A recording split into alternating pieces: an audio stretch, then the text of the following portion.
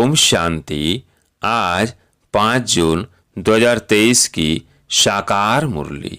आज बाबा ने कहा, मीठे बच्चे, इस समय तुम सब की वानप्रस्थ अवस्था है। तुम्हें वाणी से परे अब घर चलना है, इसलिए बाप को याद करो। प्रश्न, 21 जन्म सुख मिलने का आधार क्या है? उत्तर, 63 जन्मों की भक्ति।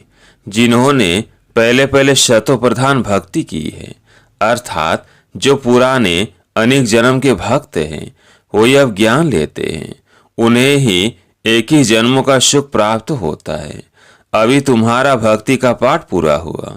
भगवान तुम्हें भक्ति का फल देने आए हैं। भक्त भगवान नहीं हो सकते। गीते, माता ओ माता, तू है सबकी भाग्य विधाता। ओम शांति। बच्चों ने माता की महिमा सुनी। अब माता को तो भगवान नहीं कहा जा सकता, क्योंकि भगवान को तो पिता कहा जाता है, परम पिता। अब पिता है तो माता भी जरूर है। माता को बहुत मानने वाले हैं। माता है तो पिता भी है। माता अपने को भगवान कह न सके। यह पॉइंट्स धारण करने की है। जगत अम्बा की कितनी महिमा है। ऐसे नहीं कहेंगे कि भगवान वह बाप सर्वव्यापी है। नहीं, जब माता पिता कहा जाता है तो बच्चे भी है। अगर सर्वव्यापी है फिर तो सब भगवान है। फिर तो भगवती भी हो नहीं सकती। सर्वव्यापी के ज्ञान में भगवती तो रही नहीं। सही भगवान है तो आत्मा ही पिता हो गई, माता तो रही नहीं। यह बड़ी अच्छी समझने की बात है। यह बड़ी अच्छी समझाने की बात है। तुम जानते हो, कोई भी आत्मा अपने को भगवान कह नहीं सकती। भक्त कहें हम भगवान हैं तो फिर माता सिद्ध हो नहीं सकती। और फिर भक्त तो पुनर्जन्म लेते हैं। भगवान तो पुनर्जन्म ले नहीं सकता। ऐसे तो नहीं, भगवान को अपना शरीर है। तो इस सर्वव्यापी की बात पर अच्छी रीति समझाना है। भक्तों के लिए भगवान चाहिए ना। अनेक भक्त है, ब्रदर्स और सिस्टर्स सभी भक्त है। आत्मा कहती है इस समय मैं भक्ति कल्ट में हूँ। फिर आत्मा कहेगी अब मुझे बाप मिला है तो मैं ज्ञान में हूँ। आत्मा ही ज्ञान सुनती है। भक्त तो पुनर्जन्म लेते हैं। भगवान तो पुनर्जन्म ले नहीं सकते। यह इनका शरीर नहीं है। यह तो सभी जानते हैं। 5 तत्वों का शरीर लेकर भगवान को जन्म नहीं लेना है। वह तो पर काया प्रवेश करते हैं। ये ब्रह्मा विष्णु शंकर भी सूक्ष्म वतनवासी है। तो हर एक बात अच्छी रीति बुद्धि में बिठानी है। आत्मा कहती है मैं एक पुराना शरीर छोड़ दूसरे में प्रवेश करती हूँ। पुराना शरीर छोटा है वह बड़ा है, एक छोड़ दूसरा लेती हूँ।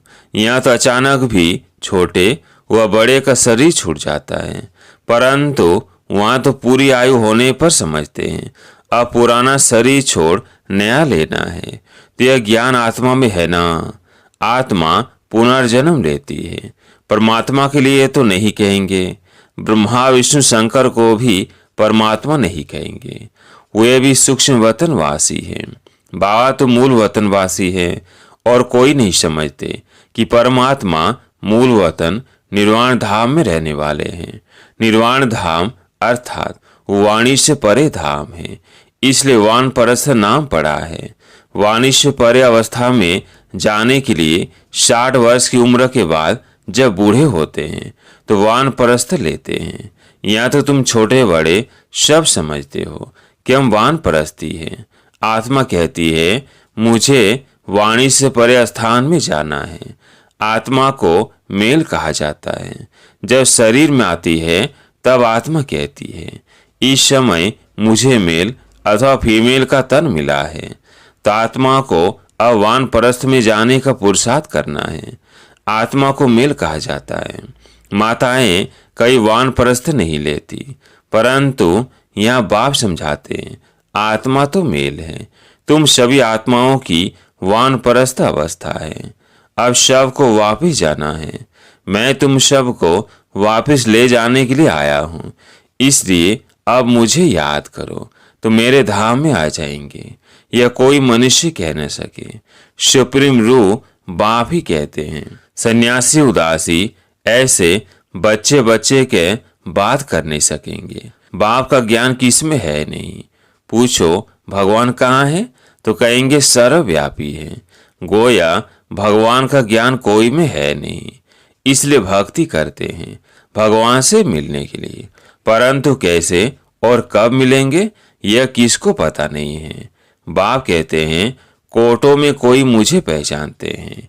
मनुष्य तो सरसों मिसल अथाह है, इनमें कोई जो सिकिल्धे हैं वही आकर मुझे पहचान देंगे और बाप से अपना वर्षा लेंगे। तुम समझा सकते हो कि इस समय सभी भक्त हैं, चाहते हैं कि हम भगवान से भक्ति का फल लेवे। अगर तुम सब भगवान हो तो फिर भक्त तो कोई हो न सके। अगर तुम भगवान हो तो बाकी तुमको क्या चाहिए। भक्तों को फिर मिलना है भगवान से। अपने को भगवान कहना यह तो एक इंसल्ट है, इससे बड़ी इंसल्ट कोई होती नहीं। अल्लाह से तो हम बारिश का वर्षा लेना चाहते हैं, तुम कहते हो हम अल्लाह हैं। अब तुम ही जज करो। तुमको कोई कहे हम अल्लाह हैं, यह कैसे हो सकता है। अल्लाह तो सबसे बड़ा है। यह बहुत समझने की बातें हैं। कभी भी कोई अपने को अल्लाह व भगवान कह न सके। बाप सबका एक होगा। ऐसे बहुत कहते हैं परमात्मा सर्वव्यापी है। अरे तुम भगवान हो, हम तो नहीं मानते। हम तो भक्त हैं, आशिक है उस मासूक के। एक परमात्मा को ही पतित पावन कहा जाता है। तुम समझा सकते हो कि तुम्हारे बड़े तो कहते रहे रचयिता और रचना बेअंत है। तुम फिर अपने को रचयिता कैसे कहते हो। बीज बेअंत हो नहीं सकता। झाड़ को बेअंत कहते हैं। इतने पत्ते आदि गिर नहीं सकते। एक बीज से कितनी टाल टालियां पत्ते आदि निकलते हैं। तुम हो चैतन्य, बोलते चलते हो। सबसे बड़ी महिमा मनुष्य की होती है। बाप कहते हैं मैं आकर बच्चों को सारे ड्रामा का राज समझाता हूँ। यह बना बनाया ड्रामा है ना, ड्रामा के ऊपर चलते रहना है। तुम बाप के बच्चे स्वदर्शन चक्रधारी बनते हो परम पिता परमात्मा द्वारा, क्योंकि वह अभी स्वदर्शन चक्रधारी है। तुम आत्माओं को बैठ आप समान बनाते हैं। तुम सृष्टि के आदि मध्य अंत को जानते हो। तुम नई दुनिया के लिए, नए धर्म की स्थापना के लिए नई बातें सुनते हो परम पिता परमात्मा से, जो सृष्टि को ही पावन बनाते हैं। तुमको भी नया बनाते हैं।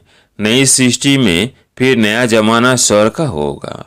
अभी तो नर का जमाना है। तुम नर के जमाने में हो। अभी परम पिता परमात्मा ही आकर तुमको स्वदर्शन चक्रधारी बनाते हैं। यह हर एक बातें नहीं है, धारण करने लायक है, परंतु धारणा सभी को नहीं होती। धारणा होने से खुशी का नशा रहता है। गृहस्थ व्यवहार में रहते इसी नशे में रहना है। स्त्री अथवा पुरुष हर एक को स्वदर्शन चक्रधारी यही बनना है। बाकी भुजाएं तो हर एक को दो ही है। मनुष्य जो 84 जन्म लेते हैं उनको 4 भुजाएं तो हो नहीं सकती। तुम ऐसे कभी नहीं सुनेंगे कि शंकर को 100 या 1000 भुजाएं हैं। ब्रह्मा को भुजाएं दिखाई है। 4 भुजा वाले ब्रह्मा के पास गया, 1000 भुजा वाले पास गया। ब्रह्मा की संतान वृद्धि को पाते रहते हैं तो कितनी भुजाएं हो जाएंगी। प्रजापिता है ना, सृष्टि रची है तो बरोबर पाए हैं। बाकी मनुष्य कोई 4 से 6 भुजा वाले होते नहीं हैं। सूक्ष्म वतन में तो कुछ है नहीं। ये सब बाबर समझाते हैं। कहते हैं इसने दादा ने भी बहुत शास्त्र पढ़े, गुरु किए हैं, वो है भक्ति मार्ग। तुम्हारा भक्ति का पाठ पूरा हुआ। तुम और राउंडर हो। शुरू से लेकर तुमने सबसे जास्ती भक्ति की है। भक्त तो इस समय बहुत है, तुम तो थोड़े बच्चे हो। बाबा कहते हैं मैं तुमको साक्षात्कार कराता हूँ। कई भक्त याद करते हैं, उनको भी साक्षात्कार कराता हूँ। तुमने ही शतो प्रधान भक्ति की है तो जरूर तुमने ही जास्ती जन्म लिए हैं। 63 जन्म तुमने भक्ति की है। उसकी एवज एक ही जन्म तुमको सुख मिलता है। कितनी समझने की बातें हैं। इसलिए नए जो आते हैं उनसे फॉर्म भराया जाता है। फॉर्म बड़ा अच्छा है। तुम्हारा गुरु कौन? गुरु किया तो जरूर भक्त ठहराना। तुम ही भगवान हो तो गुरु क्यों किया? भगवान भगवान को गुरु कैसे बनाएगा? भक्त भगवान से मिलने नहीं गुरु करेंगे। तुम भगवान खुद ही हो, बाकी गुरु से क्या बनेंगे? बड़ा युक्ति से रमजबाजी से समझाना है। रोज नई नई बातें समझाते हैं। मल्ल युद्ध में बड़ा युक्ति से लड़ते हैं। कहाँ से फलाने की अंगूरी लगाऊं, तीर मारूं। मनुष्यों ने आदिदेव ब्रह्मा को महावीर के मुंझा दिया है। कोई महावीर को हनुमान कहते क्योंकि हनुमान ने महावीरता दिखाई है। कहाँ वो महावीर? फिर उनका नाम पवन पुत्र रखा है। आदिदेव तो ब्रह्मा है और मनुष्य है। जगदम्बा भी मनुष्य है। इतनी भुजाएं आदि कहाँ है? माता को इतनी भुजाएं हो तो तुमको भी होनी चाहिए। वंडरफुल बातें हैं। ऐसे नहीं शरीर धारण कर ज्ञान के उस नशे में रहते हैं। नंबरवार है। उन सत्संगों में कोई ऐसी बात नहीं रहती। यह तो स्कूल है। नंबरवार बच्चे हैं। कोई को माया का तूफान आया और यह गिरा, इसलिए ब्राह्मणों की माला नहीं बन सकती है। फाइनल जब बनेंगे तो उसको रुद्रमाला कहेंगे। तुम रुद्र शिव बा की संतान हो। रुद्र यज्ञ रचते हैं तो रुद्र का चित्र बड़ा बनाते हैं। बाकी छोटे छोटे शालिग्राम बनाकर पूजा करते हैं। बाप बैठ गुह्य बातें सुनाते हैं। जो सर्विसुल बच्चे होंगे उनको अच्छी रीति धारणा होगी और समझा सकेंगे। यह तो बड़ा सहज है। हम आत्मा हैं, कहते हैं ब्रदरहुड है। आत्माएं सब भाई भाई हैं। भाई भाई के फिर आपस में लड़ते हैं। जब कहते हो ब्रदरहुड है, फिर फादरहुड कैसे कहते हो? सब ईश्वर कैसे कहते हो? सब भगवान भाई भाई कैसे हो सकते हैं? वह तो सब आत्माओं का बेहद का बाप है। कितनी सहज बातें हैं। तुम जानते हो ब्रह्मा द्वारा नई दुनिया की स्थापना होती है, फिर आहिस्ते आहिस्ते बढ़ती है। 1 से 2, 2 से 4 होते हैं। ऐसे वृद्धि को पाते रहते हैं। बरोबर प्रजापिता ब्रह्मा है तो जरूर नई सृष्टि रचता होगा ना। जगत पिता वो है रचने वाला। तुमको रचा है। प्रजापिता ब्रह्मा द्वारा नई प्रजा की रचना रचते हैं, अर्थात पुरानी को नया बनाते हैं। मनुष्य फिर समझते हैं सागर में पीपल के पत्ते पर आया। अच्छा, उसको फिर किसने रचा? यह बाप बेट समझाते हैं कि नई प्रजा कैसे रचते हैं। वह स्वर्ग में गर्भ में जैसे कि क्षीर सागर में आराम से बैठे हैं। उस समय कोई ज्ञान नहीं रहता। शास्त्रों में तो कैसी बातें लिख दी हैं। प्रलय भी बड़ी और छोटी दिखाते हैं। वो कहते हैं प्रलय होती है। बाप कहते हैं प्रलय कभी होती नहीं। मैं आता हूँ ब्रह्मा द्वारा भारत को पति से पावन बनाने। पतित दुनिया में मुझे आना पड़ता है। तुम जानते हो कल्प कल्प हम बच्चे बाप द्वारा भारत को पति से पावन बनाते हैं। एक एक को भू भू करते हैं। सब विकारी पतित हैं। बाप है पतित पावन। उन द्वारा हम भी खुदाई खिदमतगार बनते हैं। हम भी पावन बनते हैं और बनाते हैं। अच्छा, माता पिता बाप दादा का मीठे मीठे सिकिल्दे बच्चों प्रति याद प्यार और गुड मॉर्निंग। रूहानी बाप की रूहानी बच्चों को नमस्ते। हम रूहानी बच्चों की रूहानी बाप दादा को याद प्यार गुड मॉर्निंग नमस्ते नमस्ते। धारणा के लिए मुख्य सार। पहला पॉइंट है, इस बने बनाए ड्रामा पर चलते रहना है। ज्ञान का सिमरण कर स्वदर्शन चक्रधारी बनना है। सदा खुशी में रहना है। दूसरा पॉइंट है, भक्तों को भगवान का सत्य परिचय देना है। भटकने से छुड़ाना है। ब्रह्मा की मददगार भूजा बन खुदाई खिदमतगार बनना है। आज प्यारे मीठे बा का वरदान, अपने शुभ भावना के संकल्प से हर आत्मा में उत्साह भरने वाले सच्चे सेवाधारी भव। अपने शुभ भावना के संकल्प से हर आत्मा में उत्साह भरने वाले सच्चे सेवाधारी भव। आप बच्चों की शुभ भावना है कि हर आत्मा बास प्राप्ति की अंजलि ले लेवे। इस शुभ भावना का फल उन आत्माओं को अनुभव करने का बल मिलता है। शुभ भावना के संकल्प में बहुत बड़ी शक्ति है जो चारों ओर के वातावरण को बदल देती है। तो सच्चे सेवाधारी वो है जो स्वयं भी उत्साह में रहते हैं और सेवा भी उत्साह से करते हैं और अन्य आत्माओं में भी बा के परिचय द्वारा उत्साह भरते हैं। उत्साह ऐसी चीज है जो उसके आगे परिस्थिति कुछ भी नहीं है। वो वार करने के बजाय बलिहार हो जाती है। स्लोगन है, बाप दादा से अटूट प्यार हो तो ईश्वरीय मर्यादाओं पर चलना सहज अनुभव करेंगे।